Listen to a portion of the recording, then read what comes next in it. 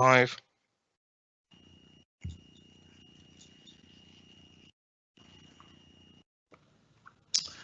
Good evening and welcome to tonight's meeting of Warrington Borough Council's Cabinet on Monday the 12th of April 2021.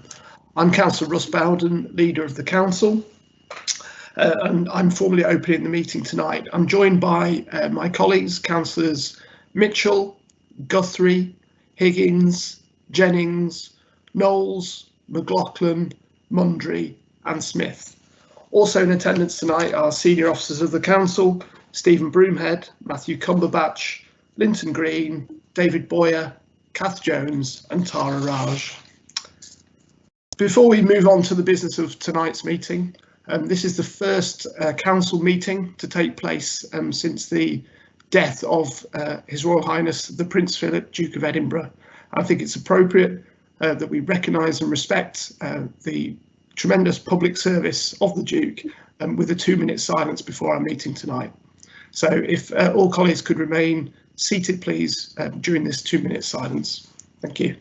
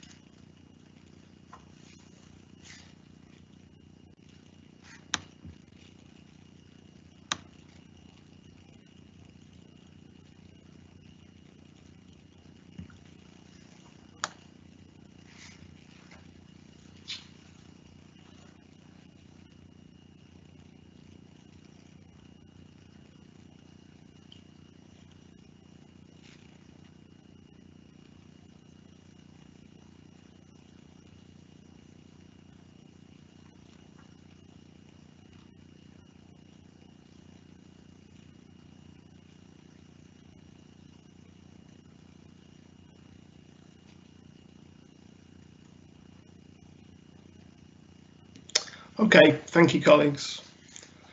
We're just about to commence our part 1 meeting. That is open to the public and is being broadcast live on tonight and on the council's website. Items which come in our part 2 agenda are confidential and that will not be open to the public, and that's the point at which our broadcast will cease. I can confirm that all members have received a copy of the agenda and reports pack and have a copy in front of them. And there is no update to the forward plan on this particular occasion. Colleagues will recall that at its full council meeting on the 29th of March, council agreed a report which simplified the voting arrangements for online meetings. So we can continue to vote via roll call, but I think where the matter is not controversial, it could be done by the assent of the meeting. And therefore, to quicken the proceedings this evening, I propose that I do that. So therefore, when it comes to voting on items, if members are in agreement, then they don't need to do nothing. And obviously, if they wish to abstain or to oppose a particular vote, then they need to do so in a positive fashion by indicating to me. In terms of the agenda pack, colleagues have got that. First item is the code of conduct, and obviously to remind members that they need to declare any pecuniary interest they've got in any item no later than when that item is discussed on the agenda. At this stage, I've been informed by Councillor Smith that he wishes to declare an interest. Councillor Smith. Thank you. Yeah, I'd like to declare an interest in item 4, the library's report. I have said before in other meetings that I was formerly the chair of the Culchith Library Working Group, and I'm currently a member of the committee of the Friends of Culchith Library. But looking at the recommendations from the report, I believe I can still consider it objectively, so I'll still take part in the debate and the vote. Thank you. Okay, thank you for that. And I'm aware now that Councillor Patel has joined us, so we do have all members of the Cabinet in attendance now. Are there any other items of interest anybody needs to raise? If not, then we'll move on to item 2, which is the minutes of the last Cabinet meeting held on the 8th of March. Are we happy to accept those as a true record? Agreed, Chair. Agreed, Chair. Okay, thank you. I'll sign those papers formally then. Item 3, Cabinet Decisions Forward Plan. As I mentioned earlier, there's no changes to the published forward plan, and those items are there for noting. So everyone happy with the forward plan? Okay. Moving on then to item 4, Warrington Public Libraries Modernisation and Refurbishment Programme Outcomes Report. Councillor Higgins, please. Thank you, Councillor Baldwin.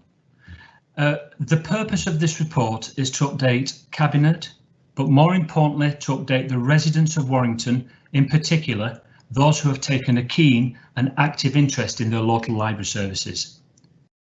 Now, to provide a full picture to this story, it's important to start from the beginning, or it would be like starting a box set and leaving the first series out that sets out the characters.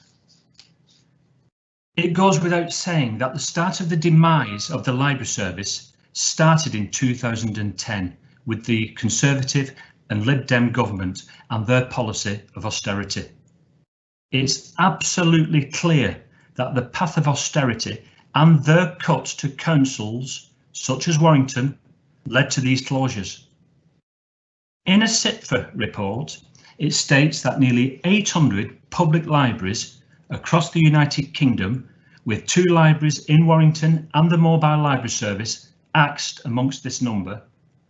This wasn't surprising, as here in Warrington we had a Tory and Lib Dem council who clearly didn't mind or question carrying out national government policy.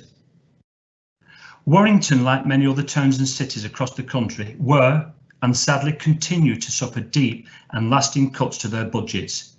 This inevitably creates challenges to services across the whole spectrum of health and well-being.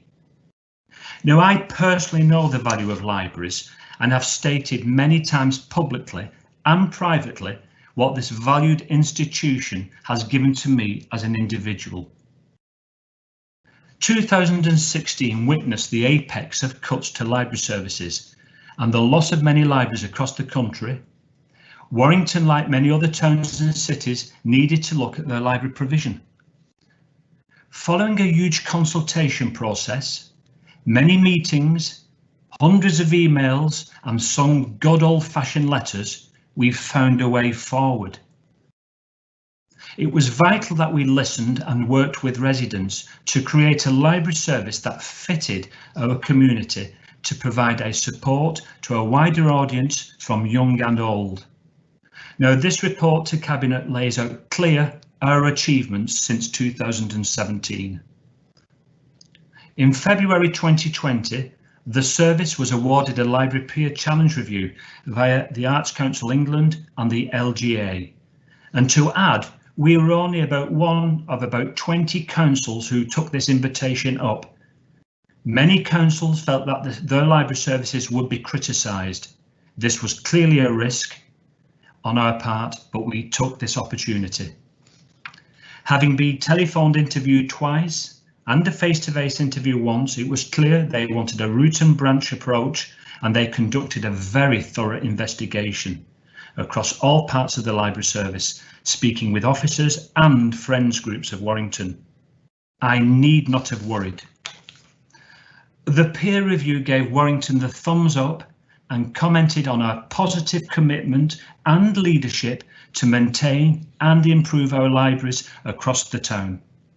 These are not my comments, but these are the comments from an independent review from leaders in the library services. Now, colleagues, if you move to 4.10 of the report, I'd just like to highlight it. On 4.10, a summary of the peer team reported that there was strong commitment from both Warrington Borough Council and Livewire to maintain and improve the Tones libraries, a good level of community engagement that is supporting improvement plans. These are words, these are comments from the peer review, not comments from officers, not comments from members, but comments from an independent review panel. In 4.11, you can see that the peer challenge report set out a number of recommendations, 10 recommendations for both Livewire and the council to consider. To add, we and Livewire were doing many of these prior to these recommendations. I believe the implementation of the Library Delivery Board, working with the members of the Save Warrington Libraries sitting alongside officers, has helped create a better understanding of the library service for its users. But there is much more work to be done. As a council, we have kept our commitment, we listened, we provided the capital, and we are delivering. In section 5, it lays out the progress and future works needed across our library portfolio.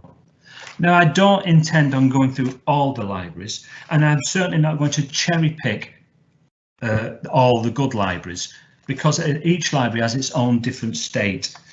So if we go to the first one, the very first library that was done under the refurbishment plan, Stockton Heath. Now, I don't know if members have been to visit Stockton Heath, but when you look at the work achieved at Stockton Heath, dementia friendly, community cafe, easy to access. This has all been achieved because Warrington Borough Council, working with the Libraries Partnership Board and in particular the Friends groups, have achieved this model for Stockton Heath.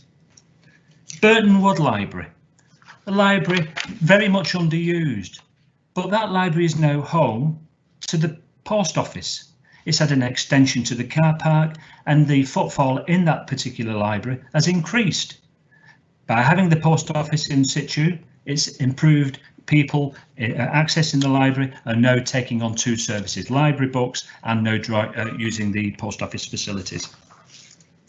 Lim Library, fantastic facility. Again, a hub, a business hub, working with the Lim Parish Council, working with Friends groups. Again, we've delivered a fantastic provision in Lim. Westbrook Library. I won't shy away from the issue of Westbrook Library. Westbrook Library is the only library building we do not own. We pay rent on that building. That is a problem. That is a huge problem. But the fact is, we haven't shied away from the challenge. So as you can see from 5.29 Westbrook Library, it's one of our only libraries which sits in a building not owned by the council, for which rent is paid.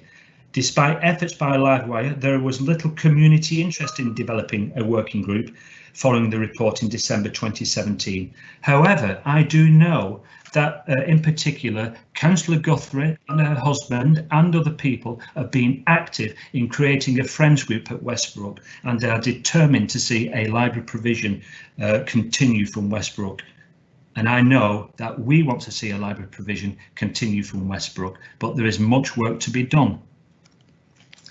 Now, I really don't need to point out the impact of COVID-19 has had on our library services and Livewire especially around the funding element. The fact Livewire hasn't been able to trade properly and therefore loss of valuable income that pays towards our library service is a serious problem, and it will have its challenges. COVID-19 will undoubtedly impact on visitors to libraries, a cause for concern prior to the pandemic, but made much worse.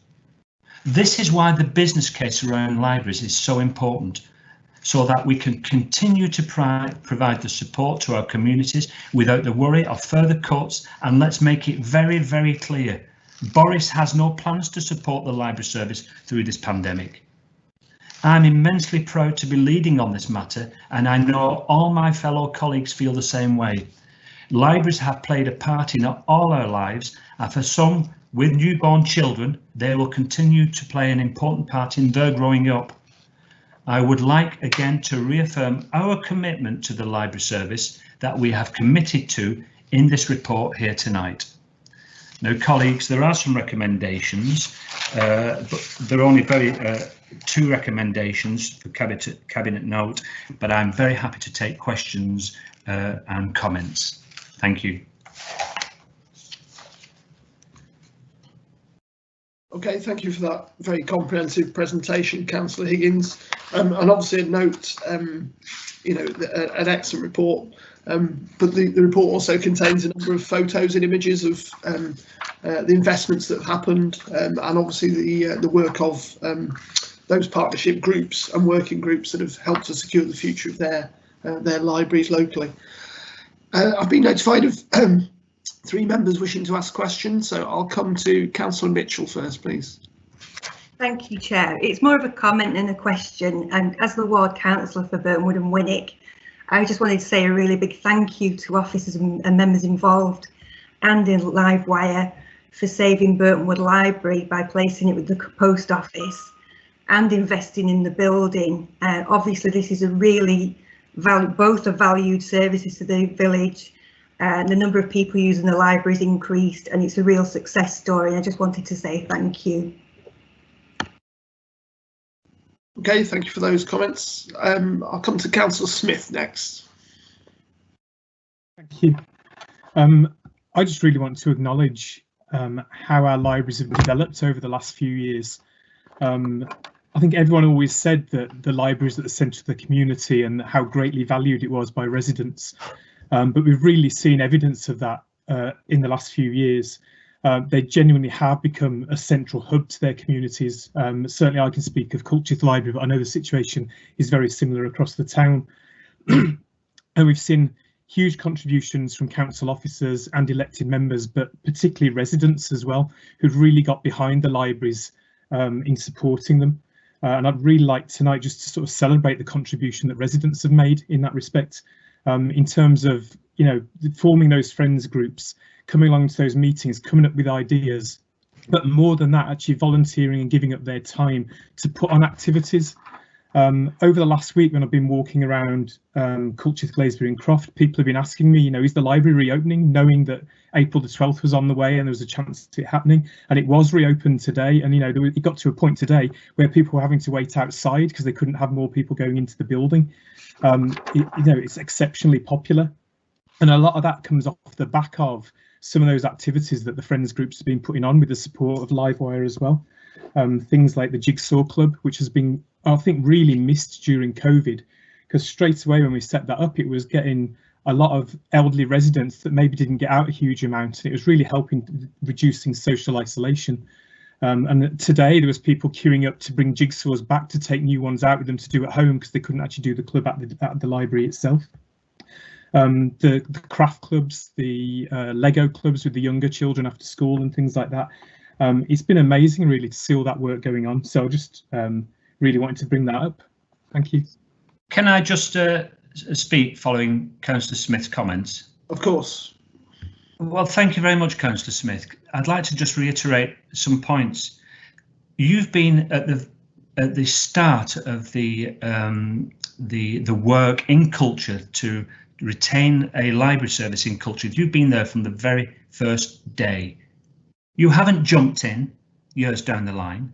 You've been there when the hard work was needed to be done, right from the beginning. You're not there picking the cherries. You were part of the planting of the tree.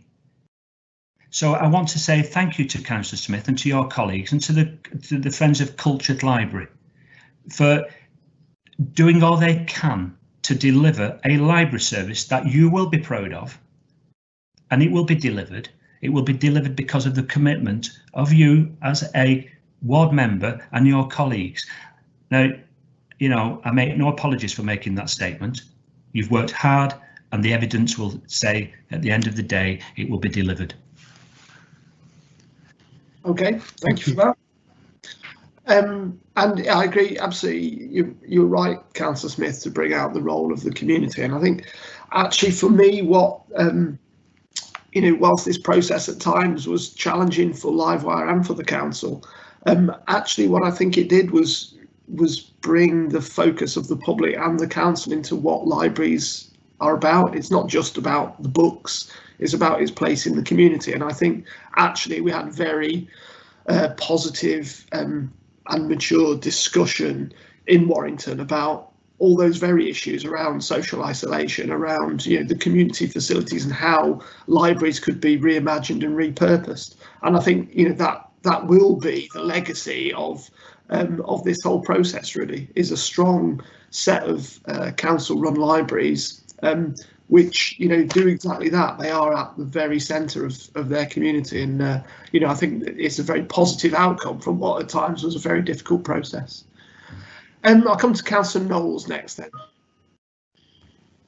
Thank you. I just wanted to put a bit of health context around this, and I think as Livewire has increasingly sort of envisaged itself to be a wellbeing company, some of their evolving thinking has really been indicated in the way the libraries programme has developed.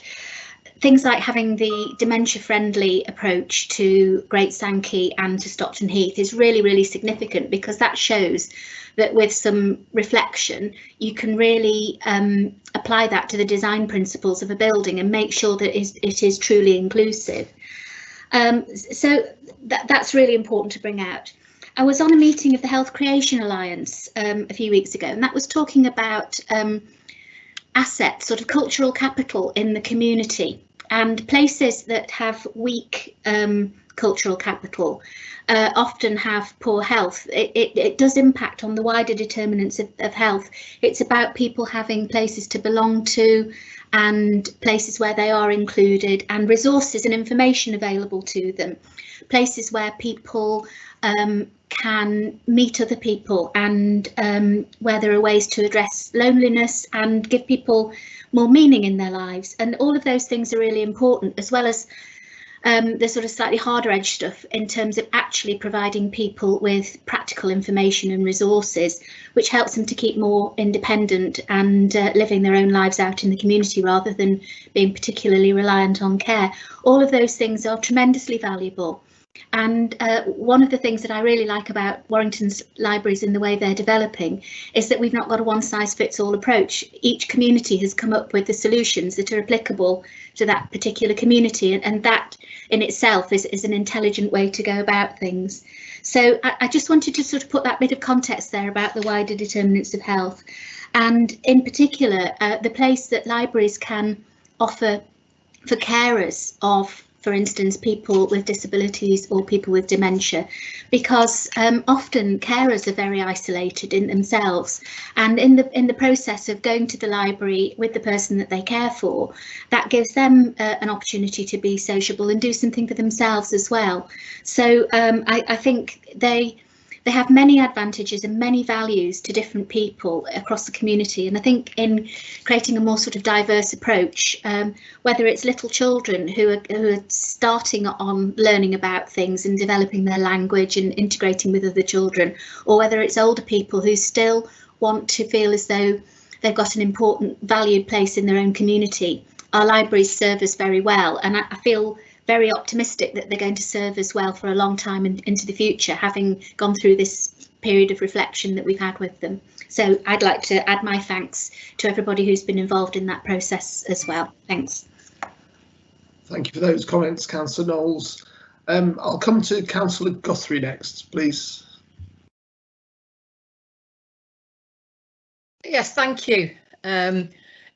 From my point of view, it's great to know that Westbrook Library is now included in the library strategy. Sadly, residents in Westbrook are now asking about when the library is going to open, but I understand this will be delayed sort of even further for the time being. Westbrook Library is part of the central hub of the area and is accessed as part of the district centre. So, you know, for people to come and use it, it's when they do their shopping. We need a community hub, and that's what the library is. And people forget that residents started to share the vision of the library prior to this report, to become part of the community and to actually start up groups. So unlike all the other libraries, a business case wasn't started for Westbrook, but I understand now that this is being developed. But I hope the commitment does continue for Westbrook and that our library survives for the future, because it is our children's future that we're looking at, and the future of sort of the new town area of that part of Warrington. So thank you for that. Okay, thank you for that comment. And I'll come finally then to Councillor Mundry, please. Yeah, thanks, Russ. And thank you for the report, Tony. I think you've done an excellent job in turning things around there. But I've sort of been on the council quite a bit now. I do remember other people other than Labour running the council. And I think that's where I'm going to come to now, is in council's history, who was in control of the council the last time a library was closed in Warrington? Is that a question? Are you asking? Is it a rhetorical question? That's a question to you, Tony. I think you've done a marvellous. Yes. I'm just saying, I think you've done a marvellous job to turn things around, particularly going back a few years, the difficulties they're under. And you managed to save all the libraries and actually make sure things happen for us. But I'm just going to come back to, when it comes to library closures, who controlled Warrington, or who was the council in control of Warrington the last time any libraries were closed here? Yeah, well, I think the answer is very clear. It was the Conservatives and the Lib Dems in Warrington. They were responsible for closing 2 libraries and removing a much valued mobile library service. No one else is to blame. I'm not a councillor or a politician who goes the blame game. I use fact, and fact says they were in power, they took the decision, and let's not forget, they were looking for cuts much smaller than the cuts we have to face. I think cuts from memory were around £350,000 they were looking to cut from the budget. We've faced millions and millions of pounds worth of cuts to the budget.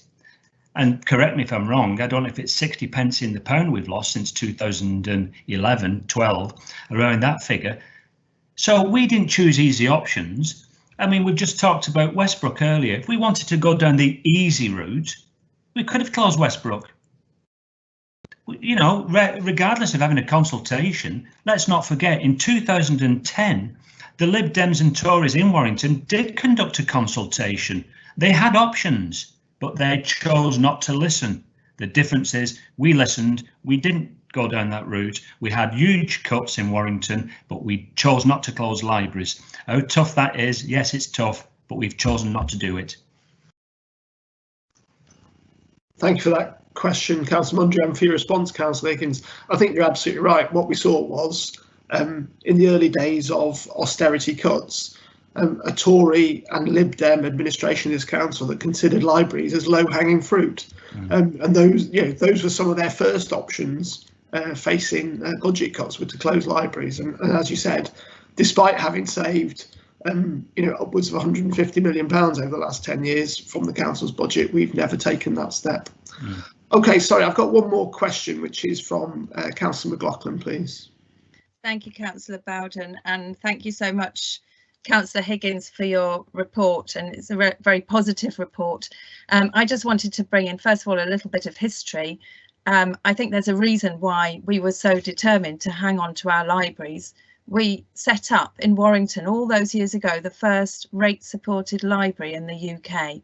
Now, that's a huge achievement, and the Central Library is still there. And, you know, from that, then the library service expanded, and where Warrington led, others followed. So the idea that we would want to close our libraries was completely against our history, our culture, everything that we stand for as a town. And yeah, we have seen other libraries close elsewhere, and we've seen the protests and the problems that councils have faced in trying to find that funding when they're hit by austerity. But we did do something to try and support our budgets, and I think it hasn't been mentioned yet today, but I think would Councillor Higgins agree, and probably Councillor Mitchell as well, that it's our council investments the £20 million that we're getting for our council investments that have helped to save these libraries and how important they are, and for all the challenge and attacks we're getting for the investments we made, is it not those council investments that have kept our libraries open? Well, I actually concur with you, Councillor McLaughlin. The thing is, people do quote the 1964 Libraries Act regarding library provision. Nowhere in that act does it say how many libraries you need per person, you know, population. There are towns bigger than Warrington with fewer libraries.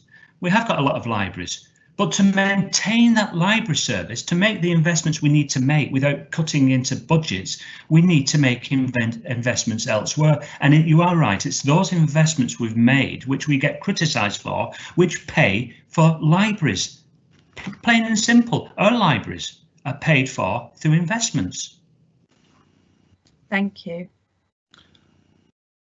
Okay, thank you for that, colleagues. A very wide-ranging discussion. Councillor Higgins has moved the recommendations in paragraph 12.1. Yeah.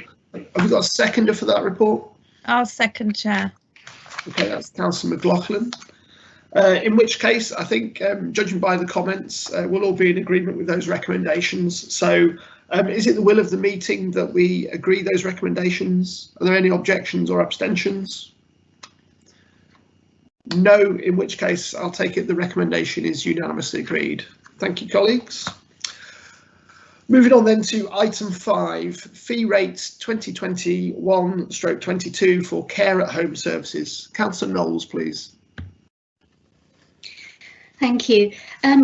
There's a lot of important context in this report, and then there's some other important context that isn't in this report.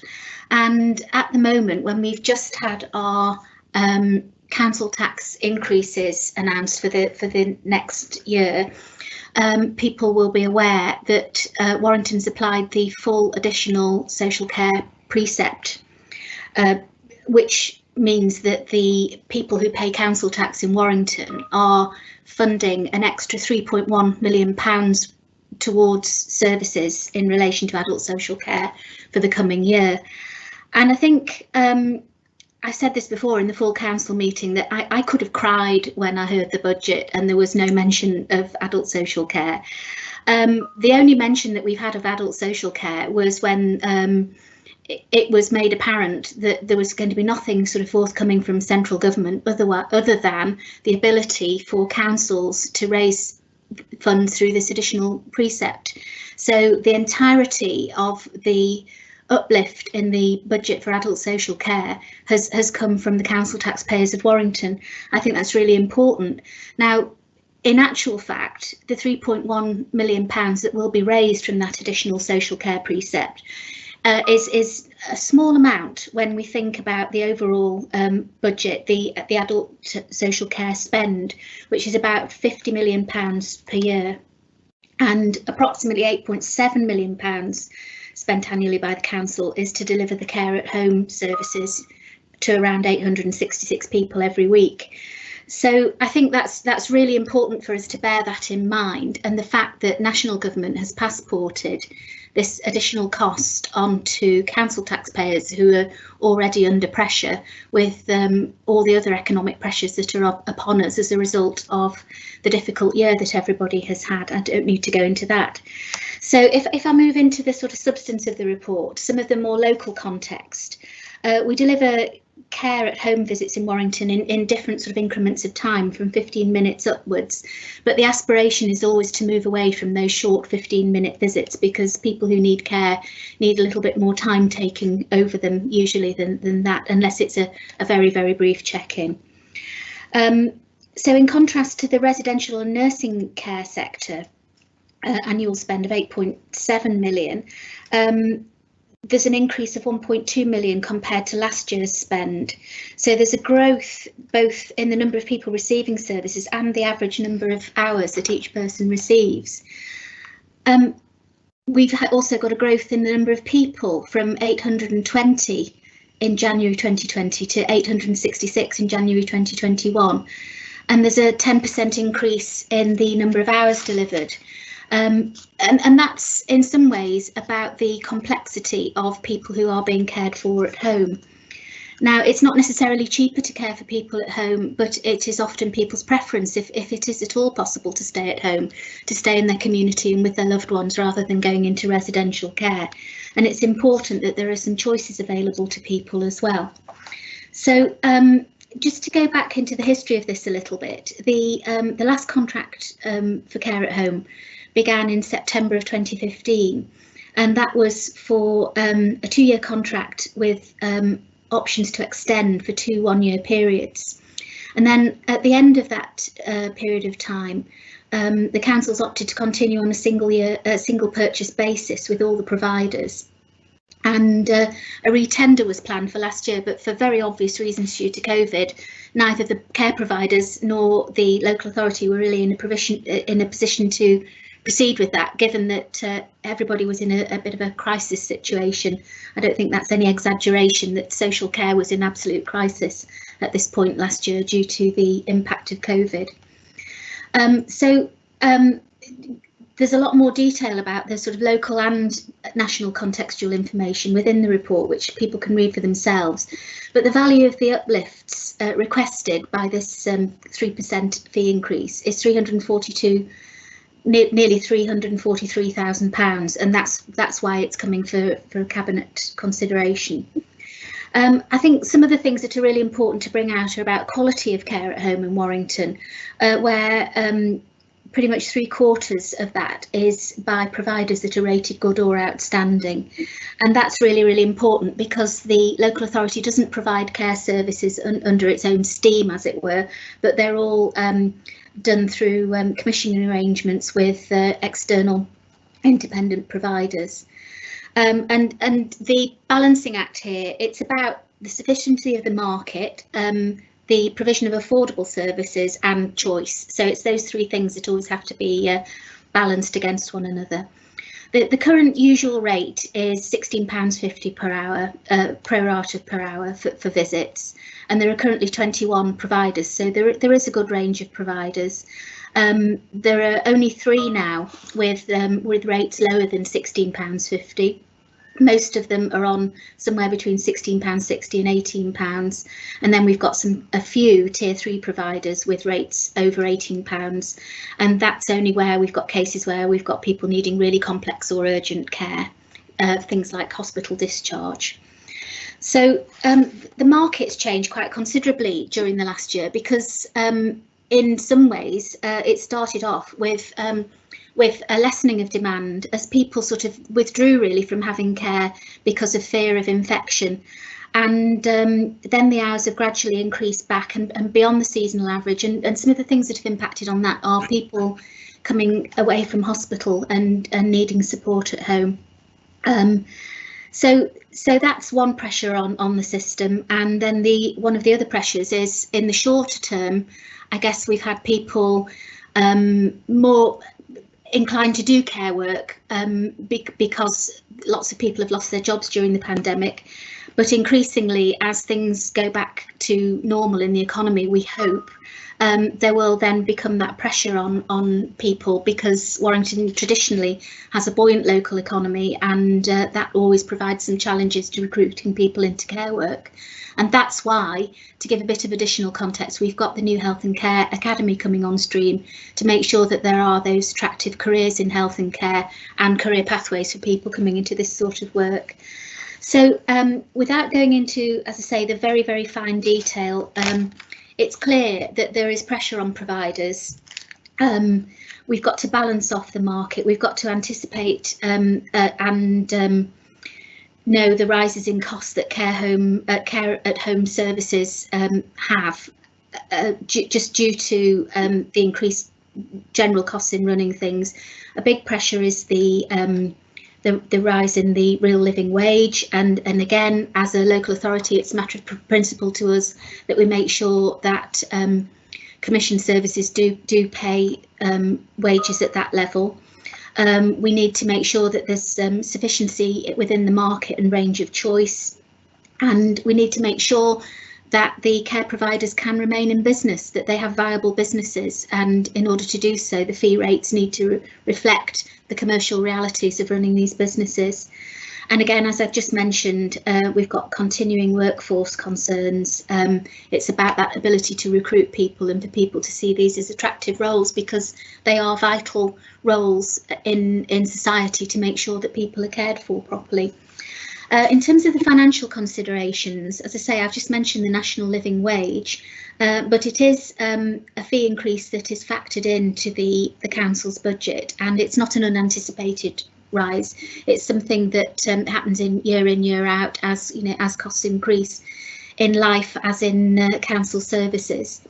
And I think in terms of the risk assessment, as I've just said, there are unique risks and pressures that emerge in the in this general territory, because it's about making sure that providers are able to carry on in business, that there is that choice, and that there's adequacy of service for the people who need it.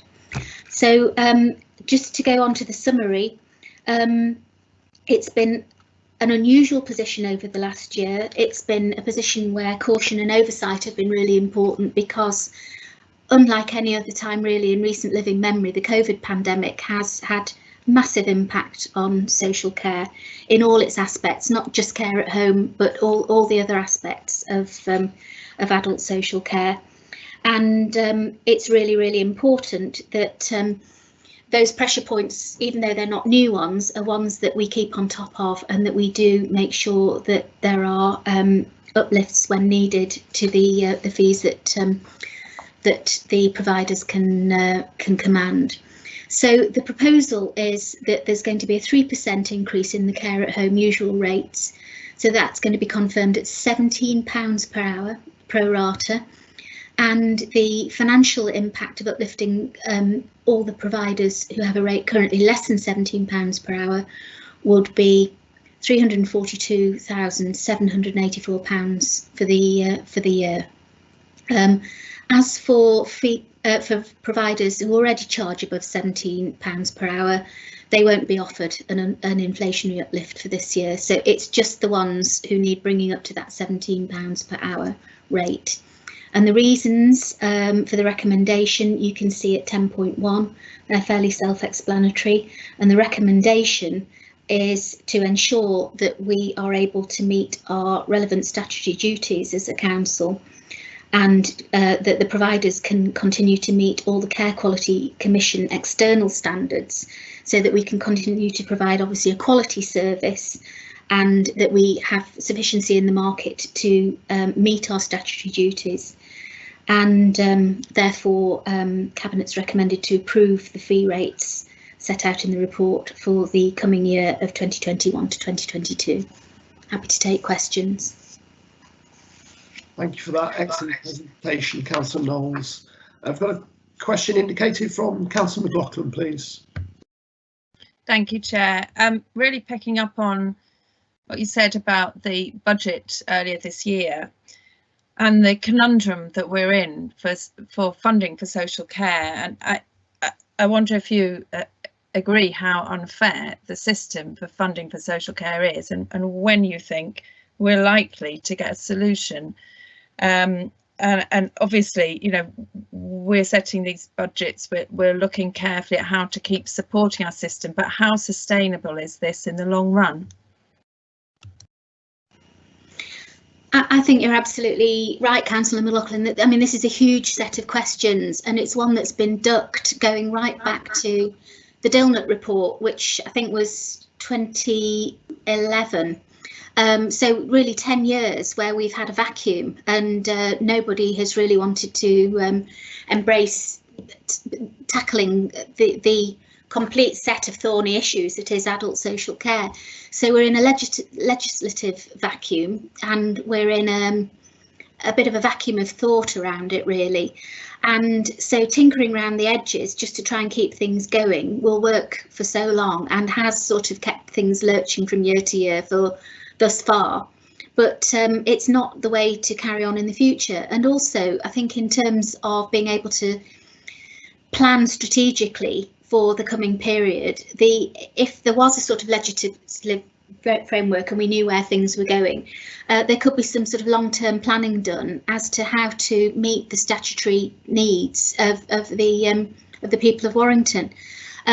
So we've got short-termism. We just, as I say, go from year to year without any adequate solutions. And I think there've been some hints at some rather sort of ill thought through solutions. I think Theresa May fell foul of what got very quickly dubbed a death tax, and hasn't really worked. And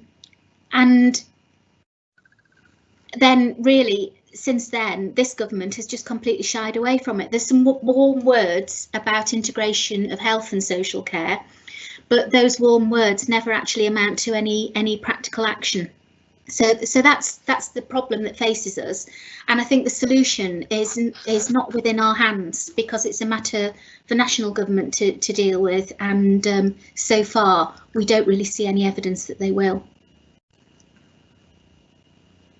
Thank you for that excellent question and excellent response as well. If we've got no other members wishing to ask a question, I think the things that stood out for me really with this, one of the things which is obviously vital is about quality of care, and the report helpfully talked about very good ratings and outstanding ratings from CQC, but also about the duration of visits. So we're still seeing a trend of reducing numbers of 15-minute visits, which just tend to be used for check-in and welfare. So of course that's providing quality and lengthier interaction with service users.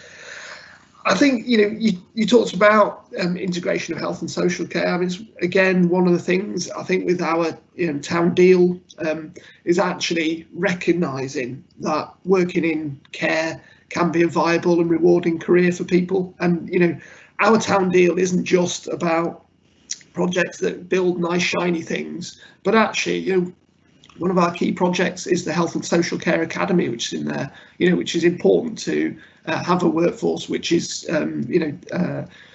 rewarded and developed, and provides a vital service within our community. And I think that's a really key part for me, because care at home is absolutely crucial. People want to stay at home, and actually investing in the quality provision for care at home services actually supports the council and prevents people going to far more costly residential care, for example. So that's really, really important.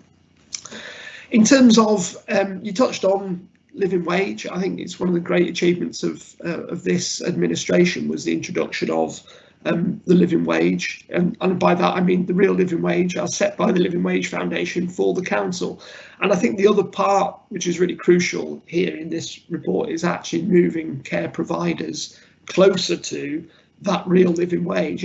We've signed up to the Unison Ethical Care Charter, and I think it's really important, not just for the council, but all providers of services for the council on behalf of the council, that they also do their best to achieve that real living wage rate. So I think that's a key consideration for me in this report. So thank you for that. Can I just come back on one thing? I'm so sorry, I don't want to prolong the evening, but I think it's really important. I think it's about respecting the people who work in care, and really recognising that they do a vital job, and I think the general public really realise this. We need to respect them by making sure that people are paid properly, but also that it's a career. It's not just a job or a thing that you do temporarily, but these are really valuable careers that have meaning and really matter to society. I was talking to one of our officers today, and he said to me that care at home, in a way, is a sort of bellwether for the quality of your services, because if you've got care at home working well, it stops people going into hospital in the first place, and it means that they can come out and succeed in their pathway back to living at home when they come out of hospital. That's not just that immediate intermediate care bit, but it's the longer term before and afterwards.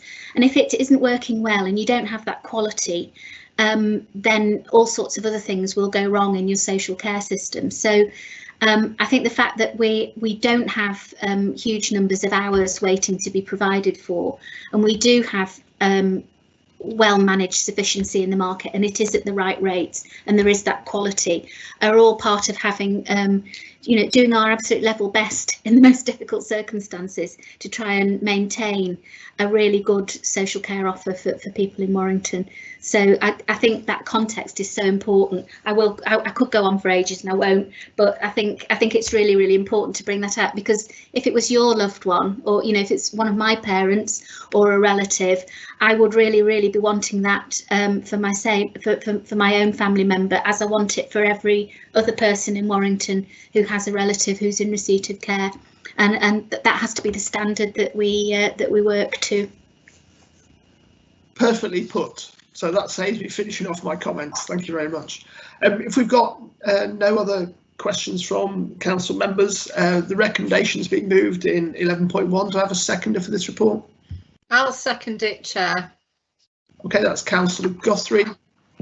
In terms of this particular recommendation, is it the will of the meeting to accept that? Are there any objections or abstentions? Or can I take it that that recommendation is unanimously agreed? Okay, thank you. I'll take that as agreed then. Agenda item 6, COVID-19 procurement arrangements. Councillor Mitchell. Thank you, Chair. When COVID first hit, the government relaxed the rules for councils in obtaining goods and services by removing the need to tender. And that was because it's difficult for companies to fulfil the requirements, and because urgent decisions were having to be made. This report is a regular report to consider at each Cabinet meeting what decisions have been made under these provisions for the purpose of transparency. And when you look at the antics of a number of dodgy senior Tories, this properly underlines the importance of transparency in procurement. There's nothing new to report this month, no new contracts have been awarded, so I'll simply move the recommendation, Chair, at paragraph 12 of the report. Okay, thank you. It's a nil report, so I don't suppose anyone's got any questions. Have we got a seconder for this report? Happy to second. Okay, that was Councillor Knowles, I think. Okay, everyone happy to accept the recommendation? Any objections, abstentions? Okay, in which case that report and recommendation is agreed. Moving on to item 7, tender for the provision of services for people at risk of homelessness or rough sleeping. Councillor McLaughlin. Thank you, Chair. This purpose of this report is to advise on the outcome of the tender evaluation exercise and proposed award for a contract for the delivery of services to individuals, families or young people at risk of homelessness or rough sleeping. To consider the tender outcomes detailed in section 13 of this report. And there is a part 2 item which gives the details of the outcome of the tender process. The tender process was started on 7th of November 2019 and then paused due to the disruption of the pandemic, and some work has gone on due to that disruption, due to the changes, to make sure that the provision is right for the times that we are in and adequately addresses the needs that we have. So if I draw your attention to the introduction and background, I'm not going to go through it all. But in item 3 outlines the services that we currently commission, and they include the Salvation Army with accommodation and support for single homeless adults at James Lee House, Your Housing Group, which provides accommodation and support for young people at risk of homelessness of birthplace, and the Vulnerable Tenant Support Service through Your Housing Group, which provides floating support for vulnerable adults. So there's a broad range of services here, and they include accommodation and support services, and they support people with complex issues, with not just with accommodation, but with supporting them through the issues that they have and promoting independent living skills, and looking to resettle them into more permanent accommodation, and that is the aim of our services. So I'm not going to go through those services in any further detail. Just wanted to give you a little bit of background about homelessness and the work that we've done in homelessness since we took over as administration, and certainly since my time. in 2015, but throughout that time we have had a very strong commitment to tackling the issue of homelessness and rough sleeping and getting the best possible provision for those people affected, and for raising the standard of that provision. And it is complex and it's difficult, and it has not been without its challenges at a time when people have suffered more because of homelessness, because of the issues that they're facing sometimes due to austerity, other services not having the same amount of funding and so on. We've seen a rise in homelessness, and we've continued to tackle that, and set out that agenda that we wanted to see no people rough sleeping in our time as in administration. And it's something that was always there, that we wanted to get to zero, but that doesn't mean there aren't people out there that need our help, but it does mean we can address the needs quickly and promptly and get people a better support, and that's always been our aim. And it's taken time. We've set up the Rough Sleeper Action Group, we've had partnership working, we set up a panel to really look very carefully at those with very difficult issues, where they weren't able to find any place that would accommodate them, and working through that. So we have a special panel for that, and that's been successful too. We set up our New Start initiative. We have acquired funding.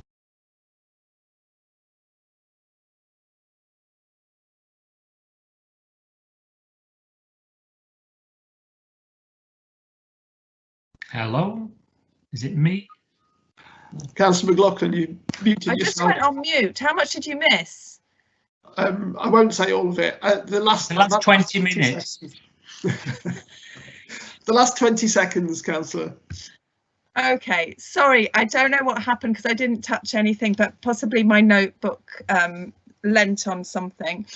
I was saying it's a very complex issue, and that through our partnership working, we've set up a variety of services to really address the issues that we're facing and that people are facing.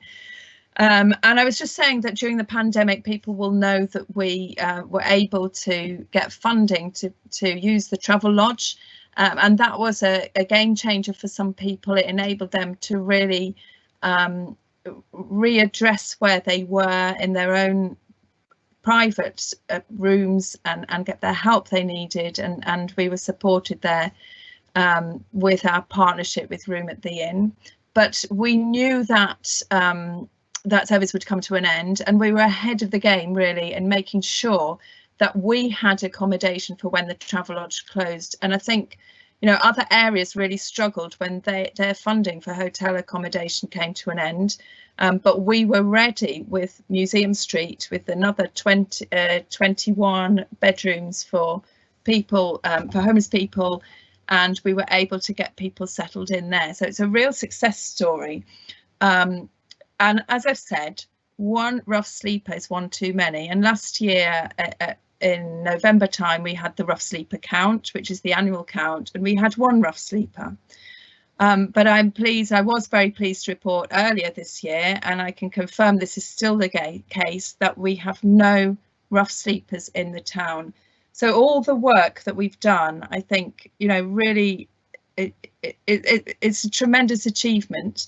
But even as I say that, we know that that going forward there will be more challenges, and we have to be ready for them, and we will be ready for them because of our commitment to these services. So going back then to the tender that we're talking about, I'll draw your attention to item 4, which really gives the outline of the tender process and the way that it was a lengthy process, and part of that was due to the pandemic. So much was done pre-pandemic, and then during the pandemic things had to be reviewed to make sure we had the best services and the most fitting services in that. So that's in item 4, and it goes right through that whole process.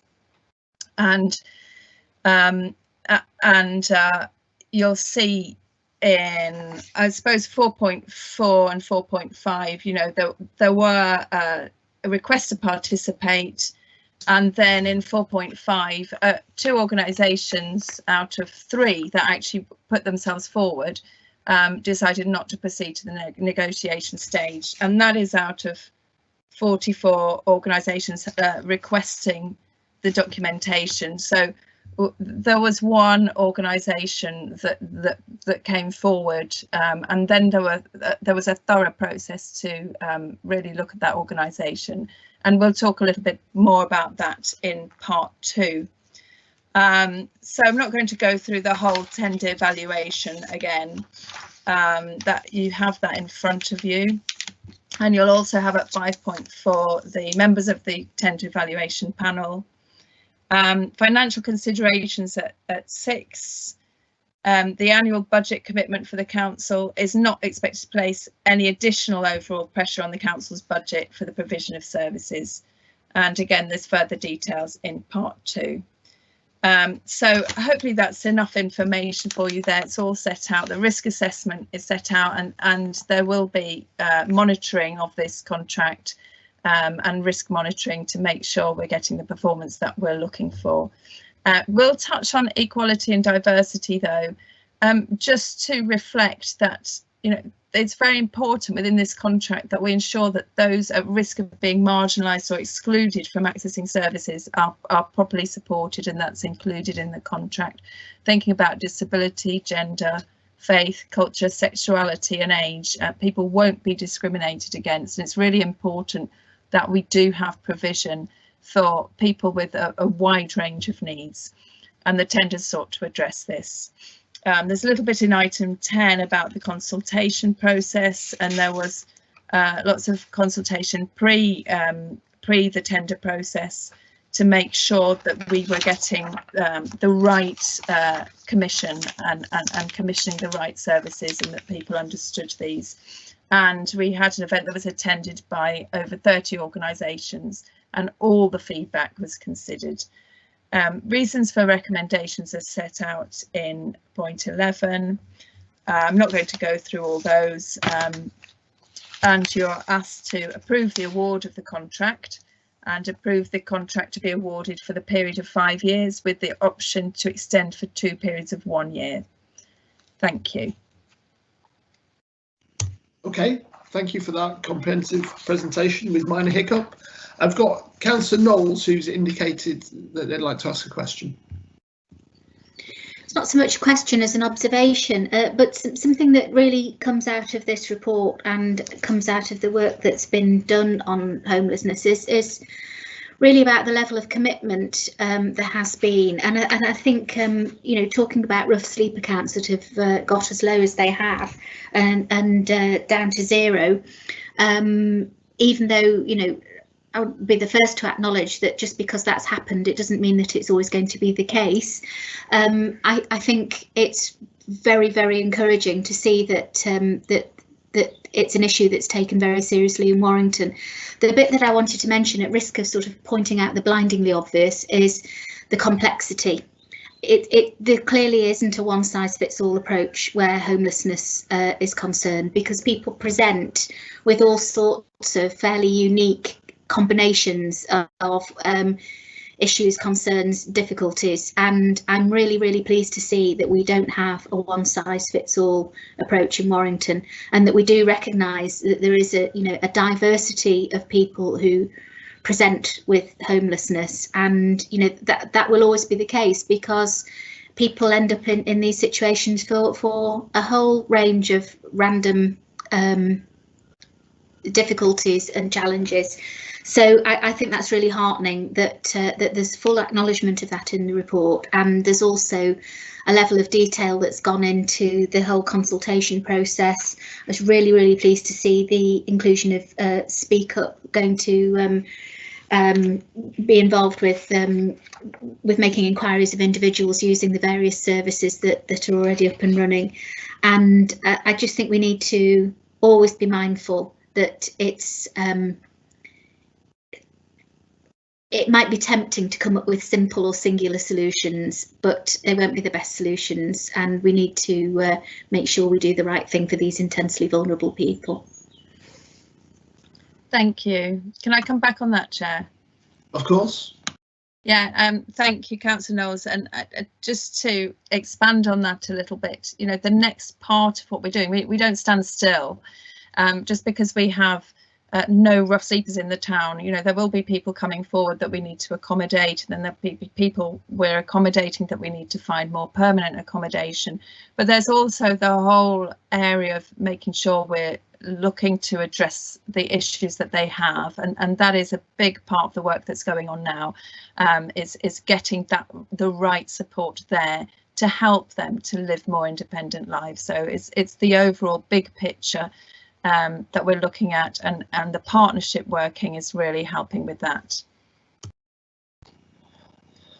Thank you for that, and thank you to Councillor Knowles for the question. I think it kind of neatly brings me on to my comment, really, which was around that recognition that there's so many varying factors at play in terms of homelessness and rough sleeping, and clearly some of those they're about health. They can be about abuse, they can be about unemployment, you know, marriage or family breakdown, etc. And so therefore, you know, it's absolutely right. It's not a one size fits all. And I wanted to pay tribute really to you, Councillor McLaughlin, for what I'd call your exceptional leadership on this issue. I think right from the start, you know, you weren't diverted by perhaps looking in some of the obvious places with high profile, you know, issues of homelessness or rough sleeping, but actually what is the wider picture? What are the needs of Warrington? What is the reality? And I recognise that's been challenging for you at times, you know, with the pushback that comes from that. But I think the fact that we've come on a tremendous journey over the last few years with a wide range of provision that meets all those different needs, and that we got to that position of, you know, on the last rough sleeper count, getting down to 0, you know, that's been the ambition, and that's been the direction of travel in recent months. And, you know, I think it's testament to your tenacity and leadership on this issue, but obviously also recognise the tremendous effort that's been made by officers in the council to support the wider homelessness and rough sleeping agenda. So thank you from me. I don't think we've got any more comments or questions. So we've got a seconder for this report. I'm happy to second. Okay, that's Councillor Jennings. Thank you. Okay, is it the will of Cabinet that these recommendations are agreed? No objections or abstentions? Okay, in which case I'll take that that is unanimous agreement with the recommendations in 12. That brings us to the end of our part 1 agenda. So for anyone that's been watching online, thank you and have a good evening. Can I move part 2, please? Agreed, Chair. Okay,